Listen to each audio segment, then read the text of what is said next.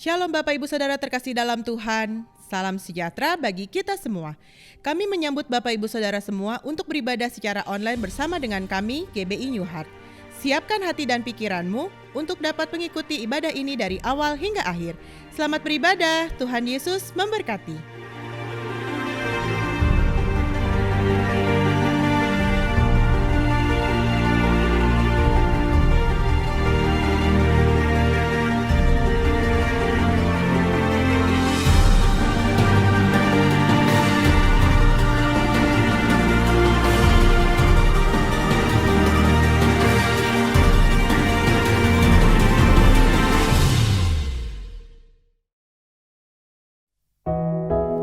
Puji Tuhan saudara, shalom.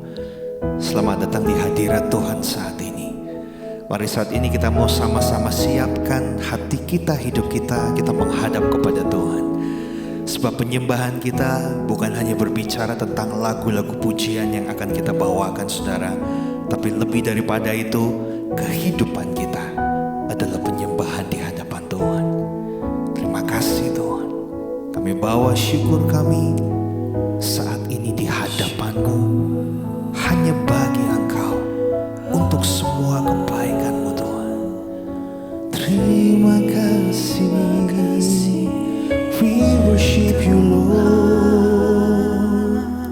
Terima kasih buat kasih-Mu, buat anugerah-Mu yang besar. Haleluya. Kami tahu Tuhan saat yang paling indah saat kami berada di hadirat-Mu saat ini Bapa. Saat ini saat indah, ku memuji dan menyembah hadirat-Mu. Ku rasakan saat ku sembah Kau saat ini.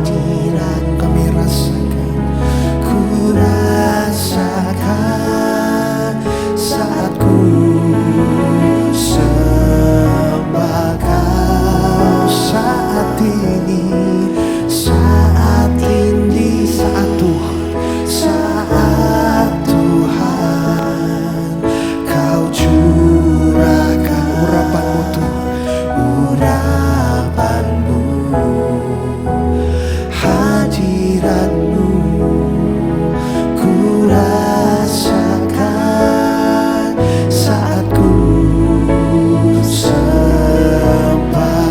Mari angkat tanganmu sama-sama saudara, katakan pada Tuhan, hadirat-Mu ku rasakan saat ini Tuhan, saat ini urapan-Mu ku rasakan saat aku menyembah Kau. Oh, hadirat-Mu Tuhan, hadirat-Mu ku rasakan saat ini. Katakan saat ini, saat ini. Oh, kami rasakan ya Tuhan. Amin Tuhan. Saat aku menyembah Kau Tuhan. Oh, hadirat-Mu, hadirat-Mu ku rasakan saat ini Tuhan, saat ini.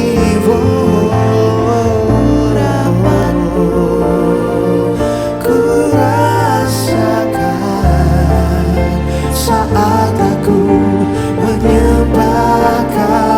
Oh, hadirat-Mu Tuhan, hadirat-Mu ku rasakan saat, yes Lord, saat ini, saat ini urapan-Mu ku rasakan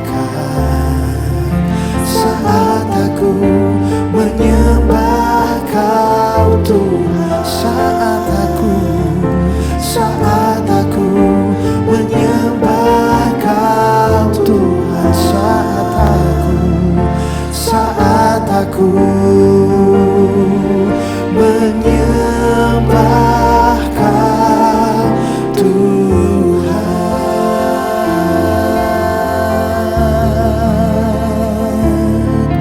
Di saat kami mau untuk menyembah-Mu Tuhan, adalah saat yang terindah.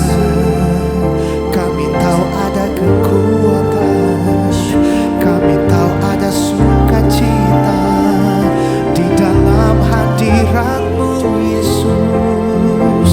Amin, amin, amin. Haleluya,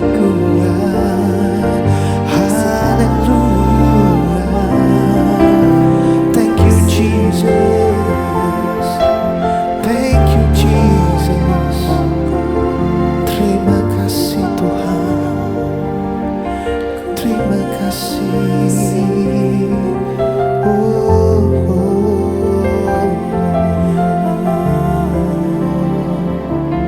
Terima kasih Tuhan, Kau telah menjamah setiap kami saat ini dalam hadirat-Mu Tuhan. Thank you Jesus, thank you Jesus.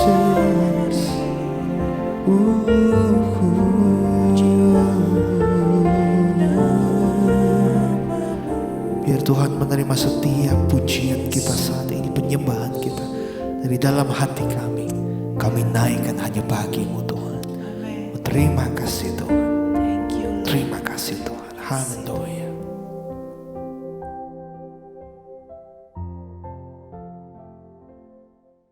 Haleluya, shalom saudara. Saya percaya setiap kita bersuka cita dalam hadirat Tuhan. Amin. Mari kita mau memuji Tuhan sebab kita tahu Allah kita adalah Allah yang berkasa. Amin. Tepuk tangan sama-sama saudara. Haleluya. Saat ini kami datang di bait-Mu Tuhan. Kami bawa hidup kami bawa pujian penyembahan kami di hadapan-Mu Tuhan. Katakan, bukan dengan kuat gagahku, namun karena kasih-Mu. Amin.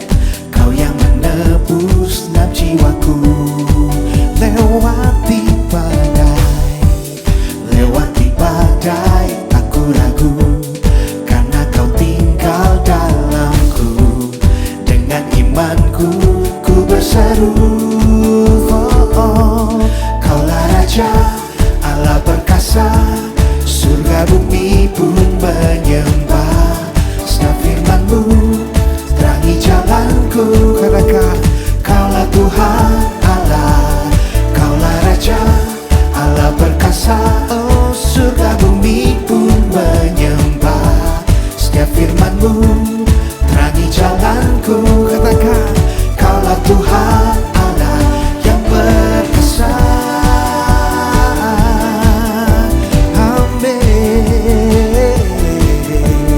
Kau Allah kami yang hebat, Kau Allah kami yang perkasa. Katakan kembali pujian ini dari awal, saudara. Bukan dengan kuatku, bukan dengan kuat gagahku, oh namun karena kasih-Mu, Kau yang menebus genap jiwaku. Lewati badai,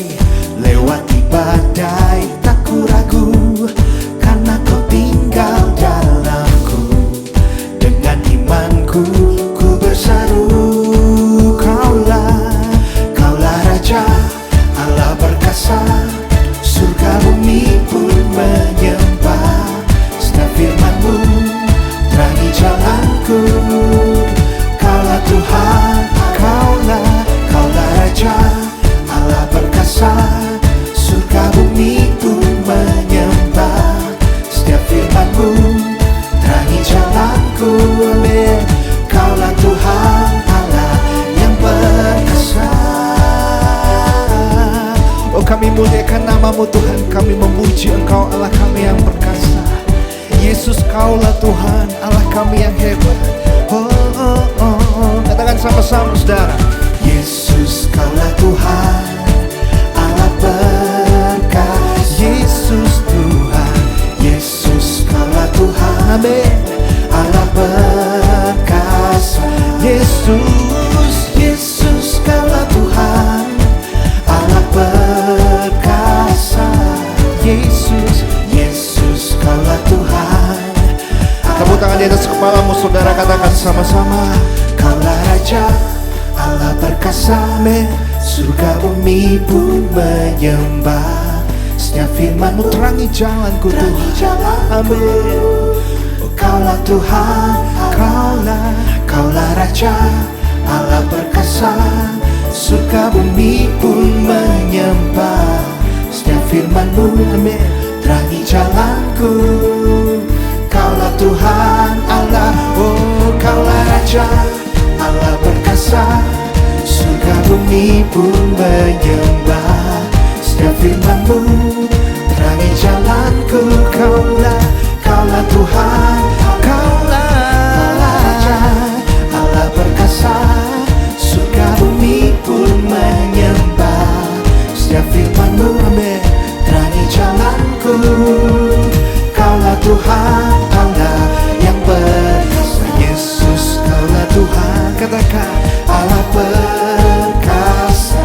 Kau Yesus Kaulah Tuhan Allah perkasa. Oh Yesus Kaulah Tuhan, amin. Allah perkasa. Yesus Kaulah Tuhan Allah perkasa. Sorak-sorai buat Tuhan kita yang luar biasa. Haleluya, haleluya. Kita tahu saudara bahwa hanya ada satu sahabat yang setia, yang sejati, yaitu Tuhan kita Yesus Kristus, amin. Amin. Oh haleluya. Karena itu Tuhan, kami tak pernah menyesali pilihan hidup kami untuk mengikut Engkau selama-lama. Thank you Lord Jesus. Katakan sama-sama saudara. Hidup yang kupilih, hidup yang kupilih membuatku berarti, amin. Karena Yesus Tuhan tempatku percaya dan berharap. Ku buka mataku, oh lihat sekelilingku, harus nyatakan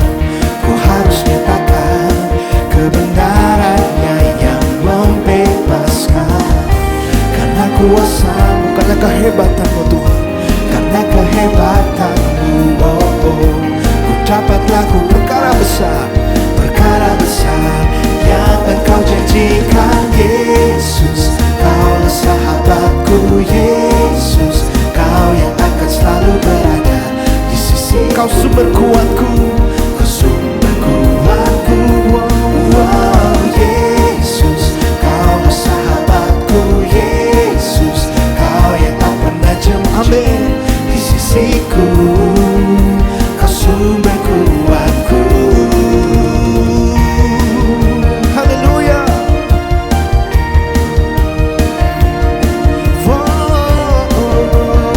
Katakan kembali saudara, hidup yang kupilih membuatku berarti. Haleluya.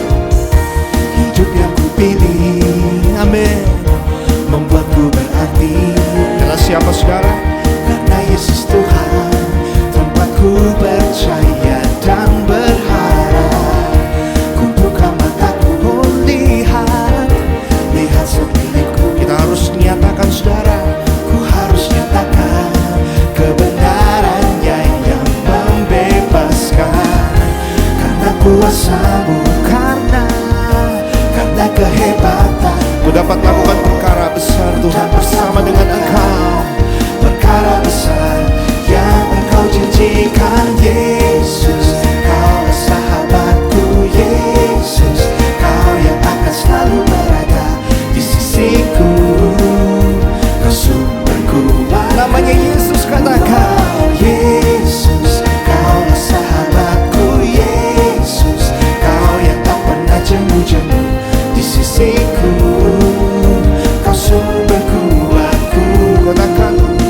Yesus, Kaulah sahabatku. Yesus, Kau yang akan selalu berada di sisiku. Kau sumber amin. Wow, Yesus, Kaulah sahabatku. Yesus, Kau yang tak pernah jemu-jemu di sisiku. Kau sumber kuat. Oh Yesus, Yesus, Kaulah sahabatku. Yesus, Kau yang akan selalu berada di sisiku. Kau sumber kuatku. Wow, Yesus, Kaulah sahabatku. Yesus, Kau yang tak pernah jemu-jemu di sisiku. Kau sumber kuatku. Kau sahabatku Tuhan, Kau sahabatku, amin, berada di sisiku. Kau sahabat selama-lamanya, selama-lamanya.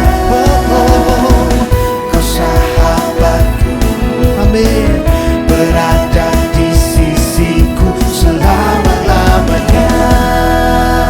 Haleluya. Tepuk tangan buat Dia yang baik. Oh Yesus.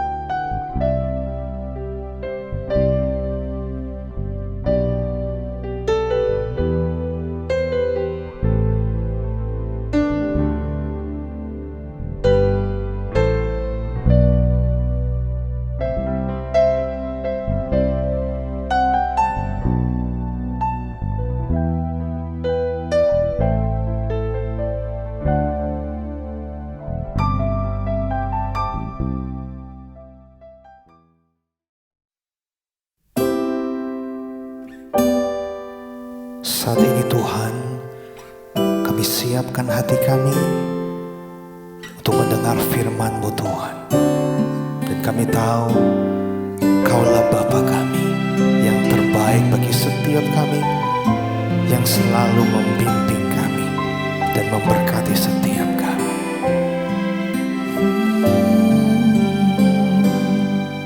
Bapa, Engkau baik.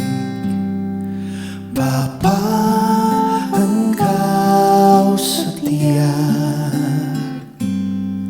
tak pernah tinggalkan perbuatan tangan-Mu. Bapa, ku sembahkan.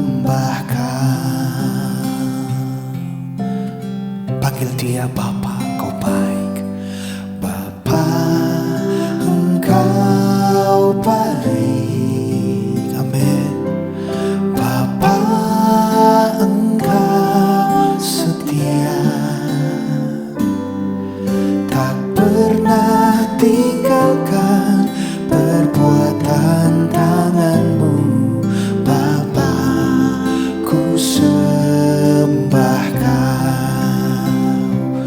Mulutku memuji-Mu, hatiku menyembah-Mu, biar semua perbuatanku muliakan nama-Mu, menyaksikan karya-Mu, menceritakan kasih-Mu. Kaulah Tuhan Rajaku, berkuasa atasku.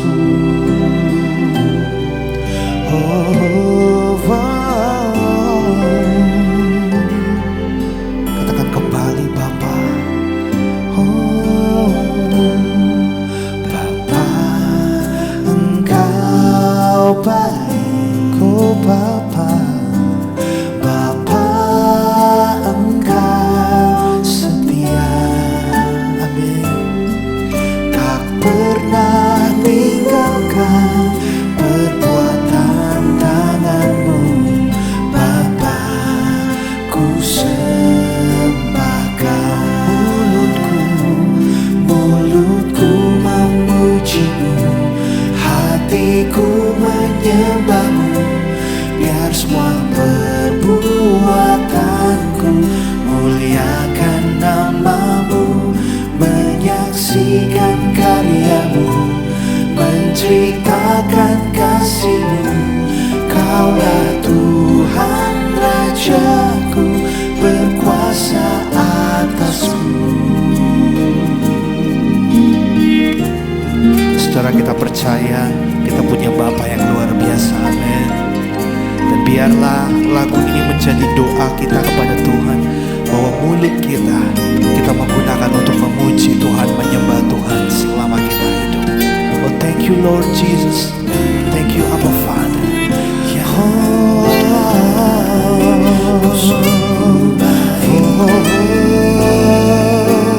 mulutku memuji-Mu, hatiku menyembah-Mu, biar semua perbuatanku muliakan nama-Mu, menyaksikan karya-Mu, menceritakan kasih-Mu. Amin.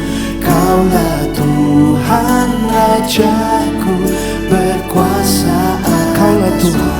Kaulah Tuhan dan Rajaku, Tuhan dan Kau Tuhan Rajaku, berkuasa atasku. Haleluya. Kau Bapa yang terlalu baik. Bapa, Engkau baik, tak pernah tinggalkan perbuatan tangan-Mu. Bapa, ku sembahkan.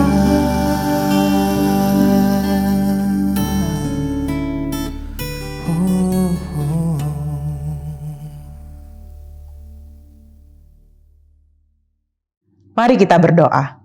Bapa, kami mengucap syukur untuk hari ini. Terima kasih untuk kehidupan yang Kau berikan buat kami, untuk kesehatan, kekuatan, berkat-berkat-Mu yang tidak pernah habis-habisnya dalam kehidupan kami Tuhan. Terima kasih Tuhan Yesus, kami telah memuji dan menyembah Tuhan. Biarlah setiap pujian dan penyembahan kami menyenangkan hati-Mu, memuliakan nama Tuhan. Dan kini saatnya Bapa, kami mau mendengarkan firman-Mu. Berbicaralah kepada setiap kami ya Allah Roh Kudus. Urapi hamba-Mu, urapi setiap umat-Mu Tuhan, dimanapun mereka berada saat ini. Aku percaya Bapa bahwa kuasa-Mu nyata Tuhan Yesus pada setiap kami, dan firman-Mu ini akan mengubahkan setiap kami Tuhan. Kami memperoleh hikmat yang baru yang daripada Tuhan, dan kami memperoleh kekuatan untuk melakukannya dalam kehidupan kami sehari-hari. Dalam nama Tuhan Yesus, kami berdoa dan mengucap syukur. Haleluya. Amin. Shalom Bapak Ibu Saudara terkasih dalam Tuhan. Salam sejahtera bagi kita semua. Apa kabarnya hari ini? Saya berharap semuanya baik-baik saja ya Bapak Ibu, dan puji Tuhan kita sudah sampai di bulan September di minggu kedua hari ini, di mana saya percaya kita semua tetap semangat ya menjalani hari-hari kita di tahun 2021 ini. Dan hari ini Bapak Ibu Saudara kita akan sama-sama mendengarkan firman Tuhan.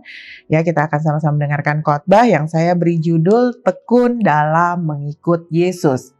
Nah, bicara tentang ketekunan adalah bicara tentang sesuatu yang kita lakukan dengan bersungguh-sungguh Bapak Ibu. Kenapa kita harus melakukannya dengan bersungguh-sungguh? Karena mengikut Tuhan Yesus itu bukan sekedar ikut-ikutan. Seperti kita ketika kita misalnya mengidolakan seseorang gitu ya, lalu kita mulai ikut-ikutan gitu. Gaya bajunya, terus apa yang dia pakai, sepatunya dan sebagainya gitu. Bukan mengikuti yang seperti itu, bukan sekedar ikut-ikutan. Tetapi mengikut Kristus adalah kita tidak boleh main-main gitu dalam mengikut Kristus. Itulah sebabnya kita harus benar-benar memberikan effort lebih gitu. Kita harus berusaha lebih lagi gitu. Ketika kita memutuskan untuk menerima Yesus sebagai Tuhan dan Juru Selamat, berarti ketika itu kita bukan hanya sekedar percaya di dalam hati kita atau bukan sekedar mengucapkan, ya aku menerima Tuhan Yesus sebagai Tuhan dan Juru Selamat dengan bibir mulut kita. Bukan sekedar peristiwa itu saja Bapak Ibu, tetapi lebih daripada itu. Jadi ketika kita menerima Yesus sebagai Tuhan dan Juru Selamat, berarti kita mengakui bahwa kita adalah pengikut Kristus, dan setelah itu kita harus mulai benar-benar sungguh-sungguh mengikut Yesus selama kita hidup sampai akhir hidup kita. Nah Bapak Ibu, ada beberapa hal yang mau saya sampaikan berkaitan dengan hal tersebut. Ya, ada 3 hal, kita sama-sama belajar, kita sama-sama akan melihat seperti apa atau hal-hal apa yang harus kita lakukan sebagai seorang pengikut Kristus. Ya, hal-hal yang kita harus lakukan untuk menunjukkan ketekunan kita dalam mengikut Tuhan Yesus. Nah, yang pertama Bapak Ibu, kita harus mengenal Tuhan dengan benar. Ya, kita harus mengenal Tuhan dengan benar. Mengapa? Karena ada banyak orang percaya yang sudah puluhan tahun, yang sudah bertahun-tahun ikut Tuhan, tetapi mereka masih memiliki pemahaman yang salah tentang Tuhan Yesus. Mereka memiliki penafsiran yang salah ketika mereka membaca Alkitab, di mana tentang Tuhan Yesus, cerita tentang Tuhan Yesus semuanya tertulis di dalam Alkitab, kita tahu semua gitu. Nah, ini sangat disayangkan ya. Alangkah baiknya gitu sebagai orang Kristen, sebagai orang percaya, kita benar-benar melihat Tuhan Yesus atau mengenal Tuhan Yesus dengan benar dan bukan hanya dari kata orang saja. Nah Bapak Ibu, siang ini saya akan mengajak kita semua untuk belajar dari seorang rasul yang luar biasa, yaitu Paulus. Ya, kita sama-sama melihat di dalam Filipi 3 ayat 7 dan 8. Demikianlah firman Tuhan, dikatakan, tetapi apa yang dahulu merupakan keuntungan bagiku, sekarang kuanggap rugi karena Kristus.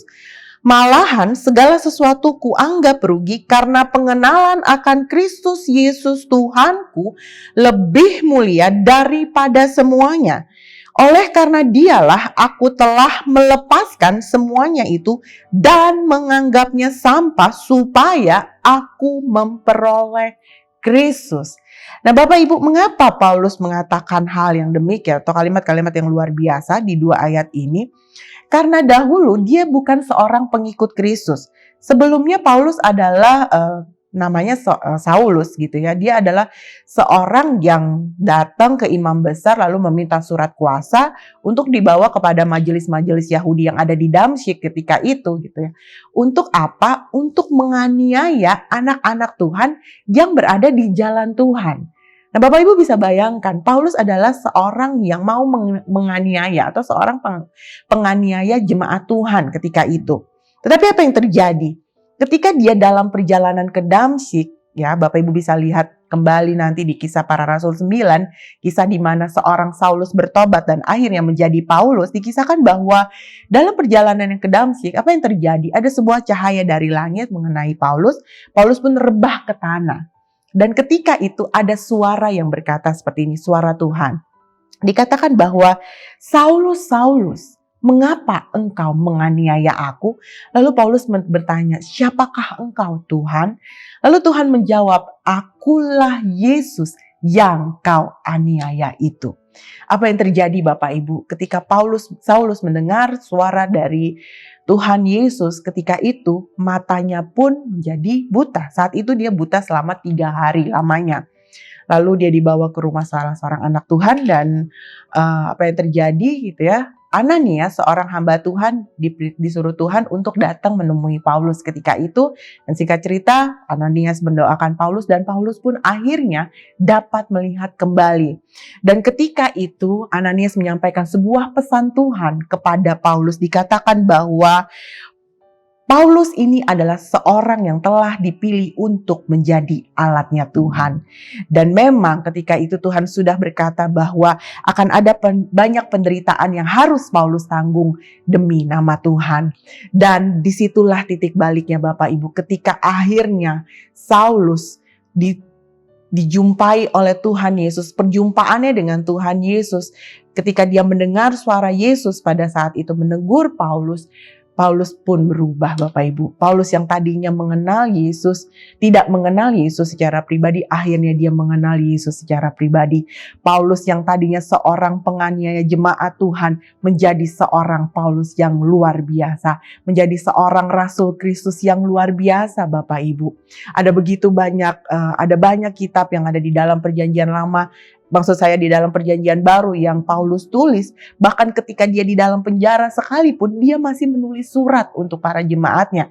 Ketika itu Bapak Ibu, kita bisa melihat kesungguhan seorang Paulus ketika itu. Nah Bapak Ibu, saya ingin menyampaikan pada saat ini gitu ya, bahwa mengenal Tuhan dengan benar dapat membawa perubahan dalam hidup seseorang. Ketika kita belum mengenal Tuhan dengan sungguh-sungguh, mungkin kita ikut Tuhan akan main-main. Ya, kita tidak mungkin ngikutin orang yang tidak kita kenal, bukan. Tiba-tiba ada orang asing lalu kita ikutin mereka kemana orang itu pergi gitu. Kita bisa dikatakan orang yang aneh gitu. Nah, karena itu Bapak Ibu, kita perlu sungguh-sungguh mengenal Tuhan Yesus. Bukan hanya dari kata orang. Kita harus mengalami secara pribadi. Kita harus benar-benar mengenal Tuhan dengan sungguh-sungguh. Dan ini diperlukan selama kita hidup Bapak Ibu. Supaya kita tidak diombang-ambingkan atau kita tidak mudah untuk dibohongi gitu ya, atau dikatakan bahwa ketika ada ajaran-ajaran yang sesat atau ajaran-ajaran yang tidak benar yang mengatakan tentang Tuhan, yang menceritakan tentang Tuhan Yesus atau mengajarkan tentang Tuhan Yesus yang bertentangan dengan Alkitab, kita tidak langsung mengiyakan atau kita tidak mau mengikutinya Bapak Ibu. Karena banyak orang sekarang ya, banyak orang-orang yang bukan hanya saat-saat ini ya, tapi dari zaman dahulu kala gitu ya, dari beberapa tahun yang lalu, ada orang-orang di mana mereka disesatkan gitu. Ketika ada seseorang yang mengaku bahwa dirinya nabi, contohnya ya, dirinya nabi itu lalu disuruh juallah semua harta milikmu, ayo kita tinggal di gunung, kita nantikan kedatangan Mesias yang kedua kali. Ada aja gitu orang yang percaya akan hal tersebut. Atau ketika ada orang yang berkata bahwa oh bukan Yesus yang disalib, tapi yang lain, lalu mulai percaya, lalu mulai meragukan ketuhanan Yesus. Iya kan? Hal ini sangat disayangkan Bapak Ibu. Jangan sampai itu terjadi di dalam hidup kita ataupun hidup anak-anak kita. Ya, generasi-generasi muda saat ini. Mengapa? Karena Kristus sudah mengorbankan dirinya bagi kita Bapak Ibu. Kalau Kristus sudah bersungguh-sungguh, kalau Kristus sudah luar biasa menunjukkan karya salibnya, menunjukkan kasihnya, menunjukkan pengorbanan yang luar biasa bagi kita orang-orang yang percaya demi sebuah keselamatan. Karena itu kita pun harus bersungguh-sungguh, kita pun harus bertekun dalam mengikuti Dia. Ini yang harus kita lakukan Bapak Ibu. Jadi kenalilah Tuhanmu dengan benar. Ya, Contoh yang paling sederhana mungkin ya. Kita tahu semua bahwa Yesus adalah Yehova Rafa, Allah yang menyembuhkan, Tuhan yang menyembuhkan, Tuhan Sang Penyembuh. Lalu kalau kita sudah tahu gitu, kita mendengar tentang itu gitu ya, kita tahu bahwa Yesus adalah Yehova Rafa, kita pun harus mengalaminya. Dan salah satu caranya adalah kita harus mengalami sakit terlebih dahulu. Ketika kita sakit lalu akhirnya Tuhan menyembuhkan dia, baru kita benar-benar, oh iya, ternyata benar. Saya melihat, saya mengalami sendiri bahwa Yesus telah menyembuhkan saya. Nah, di sini kita bisa sama-sama mengalami Tuhan kan Bapak Ibu. Ketika engkau sakit, jangan langsung mengeluh, tapi belajar untuk mengucap syukur dan melihat, oh, saya mau melihat bahwa Yesus adalah sungguh benar-benar seorang Yehova Rafa. Bahwa Yesus adalah benar-benar Yehova Rafa. Ya kan? Jadi Bapak Ibu, hal yang pertama kita sama-sama sudah melihat bahwa ketekunan dalam mengikut Yesus. Yang pertama adalah kita harus benar-benar mengenal Tuhan dengan benar ya. Kita harus mengenal Tuhan dengan benar. Baiklah, berikutnya yang kedua Bapak Ibu. Ketika kita mengenal Tuhan dengan benar, maka itu lebih mulia dari segalanya. Sehingga hal-hal yang di masa lalu, hal-hal yang kita miliki semuanya tidak ada artinya. Karena pengenalan akan Kristus lebih mulia. Itu adalah hal yang pertama. Berikutnya hal yang kedua. Ketekunan dalam mengikut Yesus, kita harus hidup dalam kebenarannya. Kita harus hidup dalam kebenarannya Tuhan. Kita sama-sama melihat ayat selanjutnya tadi Filipi 3 ayat 7 dan 8 kita sudah sama-sama membacanya. Dan saat ini kita baca di ayat yang ke-9. Demikianlah firman Tuhan. Dan berada dalam Dia bukan dengan kebenaranku sendiri karena mentaati hukum Taurat, melainkan dengan kebenaran karena kepercayaan kepada Kristus, yaitu kebenaran yang Allah anugerahkan berdasarkan kepercayaan. Nah, Bapak Ibu di sini ada kata kebenaran. Ya, ada 3 kata kebenaran di sini ya kan, kebenaranku, kebenaran yang Allah anugerahkan. Berarti hal yang kedua Bapak Ibu, hidup dalam kebenarannya Tuhan ini adalah sesuatu yang harus kita lakukan. Mengapa? Ketika kita meneladani, ketika kita mengikuti Kristus, berarti kita harus melihat Kristus sebagai contoh dan teladan dalam hidup kita. Kita harus benar-benar mengikuti cara hidup Kristus. Loh, gimana caranya Bu? Bagaimana kita bisa mengikuti Tuhan Yesus? Caranya semua tertulis di dalam Alkitab. Bapak Ibu, kita bersyukur kita punya Tuhan Yesus yang luar biasa, yang bukan hanya memberikan keselamatan kepada saudara dan saya di atas kayu salib, tetapi lebih daripada itu. Kedatangannya sebagai manusia ketika dia ada di muka bumi ini, Bapak Ibu, memang dengan tujuan untuk menyelamatkan kita semua. Tetapi bukan hanya itu saja. Kehidupan Kristus selama dia ada di dunia, selama dia ada di muka bumi ini, ya apa yang Kristus lakukan, itulah dia menjadi contoh bagi kita. Kristus sudah memberikan begini loh cara hidupmu. Engkau harus berbuat ini ketika engkau hidup di dalam aku, ketika engkau hidup di dunia ini. Iya kan? Itulah sebabnya ada banyak ajaran-ajaran yang Kristus ajarkan. Bukan hanya kepada murid-muridnya ketika itu, tetapi kepada orang banyak yang mengikuti dia. Kita lihat gitu, kita dapat membacanya di dalam Matius, Markus, Lukas, dan Yohanes. Meskipun kita tidak pernah melihat Yesus secara kasat mata, kita tidak pernah mendengar Yesus berkhotbah secara langsung di depan mata kita, tetapi kita membacanya dan berbahagialah kita yang percaya meskipun kita tidak pernah melihat. Tetapi apa yang kita baca di dalam Alkitab itu adalah ya dan amin. Karena itu semua diilhamkan oleh Roh Allah, Roh Kudus. Karenanya itu Bapak Ibu, semua yang tertulis ini kebenaran-kebenaran firman Tuhan, itulah yang harus kita lakukan. Karena kebenaran itu adalah Kristus sendiri. Karena kebenaran itulah yang akan dan yang telah memerdekakan kita dari hamba dosa. Itulah sebabnya kita harus tetap hidup di dalam kebenaran. Sebab Yesus adalah kebenaran itu sendiri. Di luar Yesus tidak ada yang namanya kebenaran. Karena Kristus adalah kebenaran yang paling sempurna. Yesus katakan di dalam Yohanes 14 ayat 6 bahwa dia bukan hanya jalan, tetapi dia juga kebenaran dan hidup. Yesus katakan bahwa akulah jalan dan kebenaran dan hidup. Tidak ada seorang pun yang dapat datang kepada Bapa selain kalau tidak melalui aku.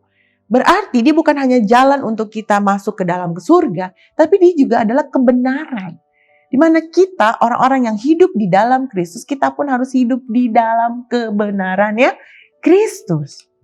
Ya, dari cara hidup kita, dari apa yang kita lakukan, tingkah laku kita, perbuatan kita, perkataan kita sehari-hari, bahkan cara berpikir dan perasaan kita pun harus seperti Kristus. Artinya, jiwa kita, pikiran, perasaan, dan kehendak kita itu sudah tidak ada lagi. Tetapi kita harus benar-benar menghidupi Kristus. Hidup di dalam Kristus. Menghidupi kebenarannya selama kita hidup, Bapak Ibu. Sehingga selama kita hidup di dunia, hidup kita tidak melenceng dari kebenarannya Tuhan.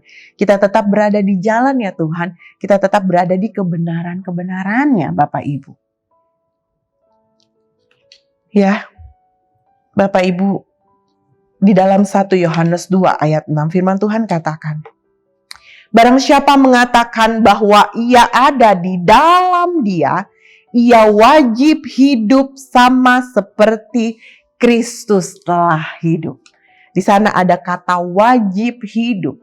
Berarti sebuah perintah yang harus kita lakukan, sebuah kewajiban yang harus kita lakukan kalau kita mengatakan kita adalah pengikut Kristus. Mau tidak mau kita harus melakukannya. Karena kalau kita tidak mau melakukannya, lebih baik berarti kita tidak usah ikut Kristus sama sekali. Ya, kalau kita mau sungguh-sungguh ikut Yesus, kita harus benar-benar meneladani Kristus, bagaimana Dia hidup. Kita harus wajib hidup sama seperti Kristus telah hidup. Bukan saya yang mengatakan, tetapi firman Tuhan dengan jelas menyampaikannya kepada kita, mengajarkannya kepada kita, kepada saudara dan saya. Dan inilah yang perlu kita lakukan. Jangan teladani tokoh agama yang ada, yang terkenal. Jangan teladani hamba-hamba Tuhan, Bapak Ibu. Jangan teladani pendeta-pendeta yang ada. Pendeta-pendeta terkenal sekalipun, karena kalau engkau meneladani mereka atau engkau mengidolakan mereka, engkau menjadikan mereka contoh gitu. Ketika mereka jatuh, kau akan kecewa, lalu akhirnya jauh dari Tuhan. Tetapi sebaiknya yang perlu kita lakukan adalah, yang perlu engkau lakukan, saudara lakukan adalah teladani Kristus. Benar-benar lihat Dia. Supaya engkau bisa benar-benar menghidupi kebenaran-kebenaran yang sudah Kristus tunjukkan, yang sudah Kristus lakukan selama Dia ada di dunia ini. Dan yang paling terutama adalah hidup dalam kebenaran berarti engkau harus hidup dalam kasih-Nya. Engkau harus hidup dalam kasih Tuhan. Karena di luar Tuhan, di luar kasih Kristus, kita tidak dapat berbuat apa-apa. Dan orang-orang yang hidup dalam kasih Bapak Ibu, mereka pun akan mengasihi Tuhan lebih lagi. Mereka pun dapat mengasihi sesama manusia seperti diri mereka sendiri. Maka kita dapat melakukan hukum yang terutama selama kita hidup di dunia ini Bapak Ibu. Kita nggak perlulah berpikir yang jauh-jauh gitu ya. Oh, saya harus melakukan ini dan itu gitu. Kalau hal yang terutama saja tentang kasih, kita belum sempurna dalam melakukannya. Tapi yang paling penting, hukum yang terutama yang Kristus ajarkan adalah kasihilah Tuhan Allahmu dengan segenap hatimu, dengan segenap jiwamu, dengan segenap kekuatanmu, dan dengan segenap akal budimu. Dan hukum yang kedua adalah kasihilah sesamamu manusia seperti dirimu sendiri. Ini saja deh kita lakukan dalam kehidupan kita. Kita belajar untuk mengasihi Tuhan, menghormati Tuhan, menghargai keberadaannya.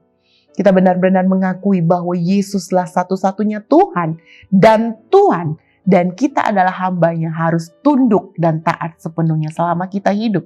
Itu saja yang kita lakukan selama kita hidup. Lalu bagaimana caranya kita mengasihi sesama kita? Kita tidak membalas kejahatan dengan kejahatan, tetapi sebaliknya kita balas orang yang jahat dengan kebaikan-kebaikan kita. Mungkin tidak mudah gitu ketika kita harus melakukannya. Tapi dengan pertolongan Tuhan, dengan kekuatan dari Roh Kudus, saya percaya kita mampu melakukannya. Karena ketika kita menabur kebaikan kepada orang yang menjahati kita atau kepada musuh kita, firman Tuhan katakan apa? Yesus katakan bahwa kita seperti menaruh bara api di atas kepala orang tersebut, Bapak Ibu. Lalu bagian dari kasih juga kita harus mengampuni orang lain.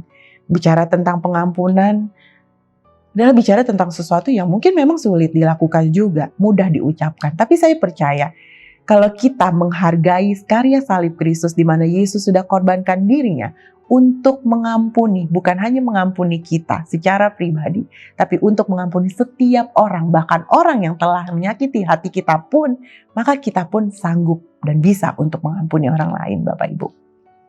Ya, ini adalah poin yang kedua, di mana ketekunan dalam mengikut Yesus harus kita tunjukkan dengan cara apa? Hidup dalam kebenarannya Tuhan. Itu adalah poin yang kedua. Jadi sudah dua hal yang sama-sama kita pelajari. Berikutnya adalah hal yang ketiga. Ketekunan dalam mengikut Tuhan Yesus berarti kita harus rela menderita bagi Kristus. Loh, apa hubungannya ya ketekunan dengan menderita? Nah, kita sama-sama lihat hubungan antara ketekunan dengan penderitaan. Tertulis di dalam Roma 5 ayat 3 dan 4. Demikianlah firman Tuhan. Dan bukan hanya itu saja, kita malah bermegah juga dalam kesengsaraan kita. Karena kita tahu bahwa kesengsaraan itu menimbulkan ketekunan. Ya, dan ketekunan menimbulkan tahan uji, dan tahan uji menimbulkan pengharapan. Bapak Ibu dikatakan bahwa kita bermegah. Kita malah bermegah juga dalam kesengsaraan kita. Mungkin ini aneh ya buat orang-orang yang di luar Tuhan. Biasanya orang-orang dunia mereka bermegah bukan dalam kesengsaraan, tapi bermegah dalam kemewahan, ya kan? Mereka bermegah dalam hal-hal yang menyenangkan. Mereka bermegah ketika mereka memiliki materi yang berlimpah, memiliki harta yang tidak ada habis-habisnya, ya. Tapi firman Tuhan katakan bahwa kita malah bermegah juga dalam kesengsaraan kita. Mengapa? Karena kita tahu bahwa kesengsaraan itu menimbulkan ketekunan, Bapak Ibu. Apa maksudnya ini? Saya berikan sebuah ilustrasi gitu supaya kita bisa ya cukup mengerti gitu ya. Jadi ada seekor monyet gitu yang lagi ada di atas katakanlah pohon kelapa. Monyet itu ada di pohon kelapa gitu. Dia pegangan ada angin sepoi-sepoi gitu ya. Karena anginnya sepoi-sepoi, monyet itu mulai ngantuk, lalu akhirnya dia jatuh. Dia tertidur dan akhirnya dia jatuh. Lalu di situasi yang lain gitu, ada anginnya bukan sepoi-sepoi lagi, tapi anginnya kencang sekali, seperti angin ribut, angin badai gitu, angin topan. Lalu monyet itu yang tadinya mungkin waktu angin sepoi-sepoi dia ngantuk, dia pegangannya santai gitu. Tapi ketika ada angin badai, monyet itu pegangan kuat sekali ke pohon kelapa ini, bahkan mungkin memeluk pohon kelapa itu gitu ya. Dipeluk benar-benar sekencang mungkin supaya tidak terjatuh. Nah, apa yang bisa kita pelajari dari kisah tersebut, Bapak Ibu? Terkadang angin sepoi-sepoi bicara keadaan yang nyaman, keadaan yang seringkali membuat kita tertidur, terlena gitu bahasanya kan. Seringkali membuat kita jadi santai gitu menjalani hidup kita gitu. Dan orang-orang yang seperti ini biasanya lupa sama Tuhan. Iya kan? Ketika hidup kita lagi senang, lagi nyaman gitu, bahkan hari Minggu pun yang harusnya kita harus beribadah kepada Tuhan gitu ya, mereka melakukan kesenangan mereka gitu. Ada orang-orang yang seperti itu Bapak Ibu. Karena hidupnya nyaman gitu. Karena mereka merasa bahwa saya punya uang, saya bisa lakukan apapun suka-suka saya gitu. Nah, tetapi ketika ada angin badai ya kan, ketika ada penyakit mungkin yang penyakit yang parah mungkin dia derita, atau mungkin ketika tiba-tiba dia bangkrut, usahanya gagal, atau apalagi ya pokoknya ada masalah keluarga mungkin gitu, bukan hanya masalah ekonomi, masalah keluarga mungkin, atau masalah-masalah yang lain gitu, mulailah mencari Tuhan. Orang-orang tersebut mulai mencari Tuhan. Nah, ketika kita menderita, manusia itu cenderung ketika sedang menderita, ketika sedang sengsara, ketika sedang dalam pergumulan hidup yang berat gitu, mereka akan mulai mencari Tuhan. Mereka baru mulai mencari Tuhan. Ya, kita tahu semua bahwa tahun lalu gitu, ketika awal pandemi Covid gitu, orang-orang percaya, orang-orang Kristen mulai mencari Tuhan dengan sungguh-sungguh. Ketika harus lockdown di rumah, mereka mulai banyak menyembah, mulai lagi berdoa, mulai lagi ada mesbah keluarga. Kenapa? Karena pandemi tahun lalu itu Sesuatu yang masih tanda tanya, iya kan? Mereka bingung ini apa yang terjadi. Dan dalam kebingungan itu, orang-orang mulai mencari Tuhan. Nah, Bapak Ibu Saudara terkasih dalam Tuhan, bicara kembali tentang rela menderita bagi Kristus. Memang Kristus tidak pernah gitu meminta kita sampai menderita. Oh ya, kamu harus hidup di jalanan gitu. Maaf ya, saya tidak sedang menyinggung siapapun gitu ya. Harus hidup, kita sampai dibiarkan menderita di jalanan, lalu kita sampai tidak bisa makan dan sebagainya. Bukan hal yang seperti itu Bapak Ibu. Bukan menderita yang seperti itu. Tetapi rela menderita bagi Kristus juga bukan bicara bahwa kita harus mati sama seperti Kristus gitu ya. Kalau Kristus disalibkan, oh berarti saya pun harus disalibkan. Bukan bicara seperti itu juga gitu. Karena Tuhan tidak pernah memerintahkan kepada anak-anaknya, kepada orang-orang percaya untuk kalian harus mati martir bagi Kristus. Tidak ada juga ayat yang mengatakan demikian. Meskipun dari zaman dulu ada rasul-rasul yang mati secara martir bagi Kristus. Itu pengecualian gitu. Itu ya terserah Tuhan, itu kehendak Tuhan gitu yang terjadi pada orang-orang yang memang dia pilih untuk mati martir bagi Kristus gitu. Nah, yang saya mau sampaikan di sini adalah bahwa bicara tentang rela menderita bagi Kristus, kita sama-sama lihat dulu ayatnya di dalam lanjutan ayat yang tadi Bapak Ibu ya, kita sudah baca Filipi 3 ayat 7, 8 dan 9 dan saat ini kita baca di ayat ke-10 dan 11, masih di Filipi 3. Firman Tuhan katakan, yang ku kehendaki ialah mengenal Dia dan kuasa kebangkitannya dan persekutuan dalam penderitaannya, di mana aku menjadi serupa dengan Dia dalam kematiannya, supaya aku akhirnya beroleh kebangkitan dari antara orang mati. Bapak Ibu, Paulus katakan bahwa persekutuan dalam penderitaannya. Berarti rela menderita bagi Kristus adalah kerelaan kita untuk mau diproses, untuk mau dibentuk ya, supaya kita bisa menjadi seperti Kristus dalam penderitaannya. Kita menjadi sama seperti Kristus dalam penderitaannya. Dan ini bicara tentang kerelaan kita untuk mengorbankan apa yang kita miliki Bapak Ibu. Hal apa yang paling berharga dalam hidup kita? Relakah kita mengorbankannya untuk Kristus? Relakah kita menderita dalam arti contohnya ya, relakah kita menderita hidup tidak nyaman selama kita di dunia? Supaya Kristus nantiasa dipermuliakan melalui hidup kita. Mungkin kita punya pilihan untuk hidup semaunya kita. Tetapi ketika Tuhan berkehendak bahwa kita harus rela menderita bagi Kristus, kita mau mengiyakannya. Kita mau keluar dari zona nyaman kita dan kita mau hidup seturut apa yang Tuhan mau. Kita rela mengalami penderitaan-penderitaan, mungkin penderitaan batin. Mungkin kita menderita sesuatu yang rasanya tuh tidak masuk akal Bapak Ibu. Bertahun-tahun lamanya mungkin gitu. Itu bukan berarti Tuhan tidak mengasihi kita dan Tuhan tidak menjawab doa kita gitu.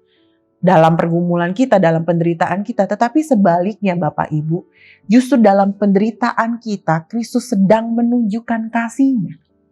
Kristus sedang menunjukkan kasih-Nya. Kristus ingin melihat sejauh mana pula kita mengasihi Tuhan. Iya kan? Kita lihat bahwa Kristus, ya dikatakan bahwa Mesias harus menderita. Harus mati di atas kayu salib dan di hari yang ketiga dibangkitkan. Bapak Ibu, kita bisa melihat bahwa Kristus pun mengalami penderitaan yang luar biasa sebelum Dia disalibkan. Dan ketika Dia disalibkan banyak orang mencemooh Dia, bahkan Dia diludahi, bahkan mungkin saat itu, bukan mungkin ya, ketuhanan Kristus saat itu mungkin diragukan oleh orang banyak. Karena apa? Kok kalau engkau Mesias mengapa engkau harus mati? Kalau engkau Mesias mengapa Bapa tidak memerintahkan malaikatnya untuk menolongmu? Ada banyak kalimat-kalimat yang mungkin menyudutkan Kristus ketika itu. Tapi apa yang terjadi? Di hari yang ketiga, kebangkitannya menunjukkan kemahakuasaannya. Karena di kolong langit ini tidak ada satu pribadi yang sanggup bangkit dari kematiannya selain Kristus Yesus kita. Tidak ada Bapak Ibu, tidak ada satu nabi pun, tidak ada satu raja pun, tidak ada satu pribadi pun selain Tuhan Yesus Kristus yang bangkit di hari yang ketiga. Dan ini menunjukkan bahwa penderitaan akan mendatangkan kemuliaan. Demikian pula bagi kita semua orang-orang yang percaya kepada Kristus. Bagi kita semua yang rela menderita bagi Kristus selama kita hidup di dunia ini, Bapak Ibu. Kita memiliki kerelaan untuk hidup tidak nyaman selama kita hidup di dunia ini. Kita rela melakukan segala sesuatu untuk menyenangkan hati Tuhan. Tidak apa-apa Tuhan, aku tidak nyaman. Tidak apa-apa Tuhan, aku harus hidup seperti ini. Tidak apa-apa Tuhan, kalau itu semua aku lakukan untuk menyenangkan hati-Mu. Aku rela Tuhan. Maka orang-orang yang rela menderita bagi Kristus, orang-orang tersebut pun akan diberikan kemuliaan bersama-sama dengan Kristus kelak di dalam kerajaan surga. Bapak Ibu, maukah kita, relakah kita menderita bagi Kristus? Karena kehidupan di dunia, kehidupan nyaman di dunia, mau selama apapun, itu adalah kehidupan yang tidak abadi, Bapak Ibu. Apa yang kita cari selama di dunia ini? Tidak ada yang kekal, toh semuanya akan berakhir. Carilah kekekalan itu, carilah kemuliaan itu, carilah hidup yang kekal bersama dengan Tuhan Yesus di kerajaan surga. Amin. Saya simpulkan khotbah saya pada siang hari ini. Ketekunan dalam mengikut Kristus bicara tentang bahwa yang pertama, kita harus mengenal Tuhan dengan benar. Yang kedua, kita harus hidup. Yang pertama adalah kita harus mengenal Tuhan. Yang kedua, kita harus hidup dalam kebenarannya. Dan yang ketiga, kita harus rela menderita bagi Kristus. Saya berharap kita sama-sama benar-benar bisa semakin bersemangat, semakin bersungguh-sungguh dalam mengikut Kristus. Karena percayalah, perjuangan kita ketika kita tetap bertahan selama kita hidup di dunia, ketika mungkin kita sedang lemah saat ini, maka kuasa Tuhan akan semakin dinyatakan. Ketika kita sudah tidak mampu lagi tetapi kita tetap bertahan dalam penderitaan kita, percayalah Yesus tidak akan pernah meninggalkan saudara dan saya. Dia akan senantiasa memberikan kekuatan, dan percayalah bahwa penderitaan yang kita alami saat ini tidak sebanding dengan kemuliaan yang akan kita terima kelak di kerajaan sorga. Amin. Mari kita berdoa. Bapa, kami mengucap syukur untuk saat ini Bapa. Kami sudah mendengarkan firman-Mu Tuhan, dan kami percaya Roh Kudus, Roh Tuhan akan memampukan kami untuk dapat melakukan dalam kehidupan kami sehari-hari, sehingga nama Tuhan semakin dipermuliakan. Terima kasih Tuhan Yesus, terima kasih Bapa. Kami sungguh bangga punya Allah yang seperti Engkau. Kami sungguh bangga punya Tuhan yang luar biasa, yang telah menunjukkan keteladanan yang luar biasa kepada setiap kami Bapa, anak-anak-Mu. Biarlah kami semua Tuhan Yesus semakin hari semakin tekun, semakin sungguh-sungguh dalam mengikut Tuhan. Dan apapun yang terjadi, kami tetap setia sampai akhir hidup kami. Memberkati setiap anak-anak-Mu Tuhan Yesus, dimanapun mereka berada saat ini. Aku percaya Bapa, bahwa kuasa-Mu nyata dalam kehidupan mereka. Kekuatan yang Engkau berikan Tuhan Yesus sempurna. Kesehatan Tuhan Yesus bagi mereka yang sedang terbaring sakit dan lemah. Pemulihan terjadi dalam kehidupan anak-anak-Mu Bapa. Dan setiap aspek kehidupan mereka, baik aspek ekonomi, Tuhan Yesus juga memberkati. Tidak ada seorang pun yang meminta-minta, sebab aku percaya Yesusku adalah Yesus yang akan memenuhi segala kebutuhan anak-anak-Mu Tuhan. Terima kasih Tuhan Yesus. Aku berdoa dan berharap Tuhan Yesus semua yang terbaik Tuhan Yesus akan Kau berikan buat jemaat Tuhan saat ini Bapa. Dan aku percaya Tuhan Yesus bahwa setiap pergumulan, permasalahan hidup yang ada, mungkin mereka mulai lemah, tapi aku berdoa kekuatan dari Tuhan senantiasa ada dalam hidup mereka. Terima kasih Tuhan Yesus, terima kasih. Aku berdoa juga Tuhan Yesus untuk setiap jemaat Tuhan dalam pekerjaan-pekerjaan yang mereka lakukan. Tuhan Yesus memberkati dalam setiap usaha mereka. Tuhan Yesus buat berhasil dalam nama Tuhan Yesus Kristus. Buat anak-anak kami yang masih bersekolah dari TK, SD, SMP, SMA, bahkan kuliah, Tuhan Yesus memberkati. Berikan keberhasilan dalam studi pendidikan mereka. Tuhan juga Engkau berikan Tuhan Yesus. Jauhkan dari segala pergaulan yang buruk dalam nama Yesus. Engkau berikan Tuhan kepada mereka semua Tuhan Yesus kekuatan untuk mencapai apa yang menjadi tujuan Tuhan dalam kehidupan mereka semua. Dan itu semua terjadi, masa depan mereka indah di dalam tangan Tuhan. Dan aku berdoa juga Tuhan Yesus untuk gereja kami Bapa, sebagai gembala, wakil gembala dan seluruh pengerja. Tuhan Yesus memberkati agar kami dapat melakukan seturut dengan kehendak Tuhan melalui gereja-Mu ini, melalui wadah GBI New Heart ini Bapa. Dan nama-Mu senantiasa dipermuliakan. Terima kasih Tuhan. Memberkati juga Tuhan Yesus bangsa dan negara kami. Memberkati Tuhan Yesus Presiden, Bapak Presiden kami, Bapak Jokowi beserta dengan Wakil Presiden dan para menteri, aparat pemerintahan yang ada di DPR, MPR, bahkan di RT dan RW. Tuhan Yesus memberkati agar apa yang mereka lakukan semuanya untuk kesejahteraan bangsa dan negara kami, untuk masyarakat Indonesia Bapa. Dan aku bersyukur Tuhan, kami bersyukur Bapak bahwa pemulihan mulai terjadi Bapak. Bahwa ada pengurangan angka pasien yang positif COVID Tuhan Yesus. Kami mengucap syukur dan bagi mereka yang masih terkena COVID juga Tuhan Yesus berikan kekuatan Bapak. Terima kasih Tuhan Yesus, terima kasih yang hidup akhirnya. Aku serahkan setiap anak-anak-Mu ke dalam tangan-Mu Tuhan. Aku percaya perlindungan dari tempat Allah yang maha tinggi senantiasa menjadi bagian dari kami semua anak-anak-Mu. Dan aku minta saat ini tangan Tuhan sendiri memberkati kami semua. Bapak Ibu Saudara terkasih dalam Tuhan, arahkan hatimu kepada Tuhan dan terimalah berkat dari Tuhan. Kiranya berkat dan anugerah dari Allah Bapa di surga, kasih dan damai sejahtera dari Tuhan Yesus Kristus, serta persekutuan dan penghiburan dari Allah Roh Kudus menyertai saudara dan saya, mulai saat ini dan sampai Maranatha Tuhan Yesus menjemput kita di awan kemuliaannya. Amin.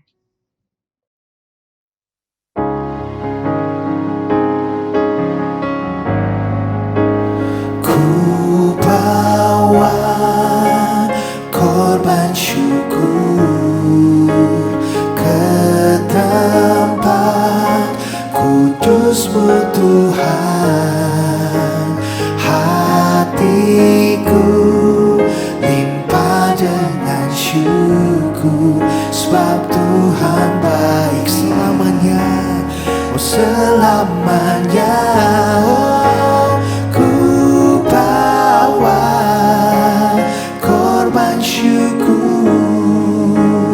ke tempat kudus-Mu Tuhan. Hatiku Tuhan, hatiku limpah dengan syukur, sebab Tuhan baik. Oh, sebab Tuhan baik. Oh, sebab Tuhan baik. Oh, sebab Tuhan baik.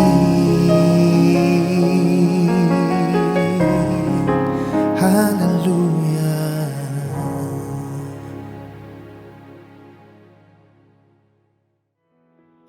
Kami mengucapkan terima kasih kepada Bapak Ibu yang telah mengikuti ibadah online siang hari ini. Sampai jumpa minggu depan, Tuhan Yesus memberkati.